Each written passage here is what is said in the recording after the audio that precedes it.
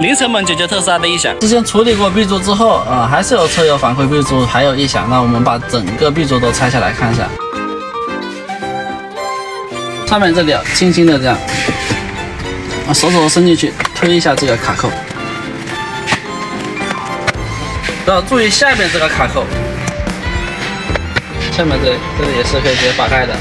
下面这个卡扣大概在这个位置啊，因为这个塑料的这个板是这个顶棚这个板比较薄啊，我们不能直接这样马上去掰它，不要左右去掰它，我们用这个手指头，我们把它伸进来，大概也就顶住这个地方，把它顶出来，这样的话对它的损伤比较小。我的食指也在顶在这个地方了，这样整个板子就下来了。这个是整个 B 柱的全貌了。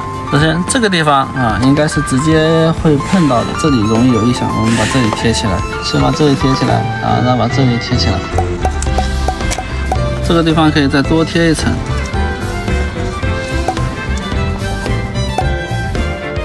剩下安全带抖动的这个地方，声音就是最响的了。塑料状这个贴杆。接下来我们用这个 T50扳手把它扭下来，我们要逆时针。我们在这个地方贴上海绵条，这里贴一圈海绵条，这里贴个2、3层海绵条，然后这个螺丝这里贴一圈海绵条。现在都贴好了，几乎没有声音了。B 柱拆完之后，我发现上面这里这个部件也是有异响的，特别响。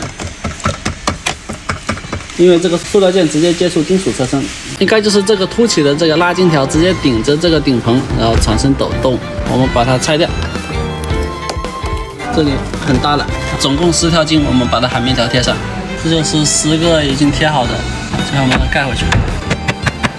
注意，我们这一个地方呢，要把它调到最低点，然后我们这里的这个 B 柱这里也调到最低点。安装的时候先装下面2个卡扣，这比较好定位。再把上面这个拉开来推进去，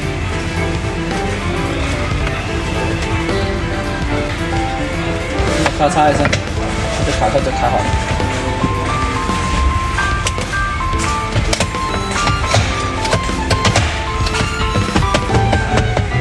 没有响了，然后我们再往旁边这个黑胶条。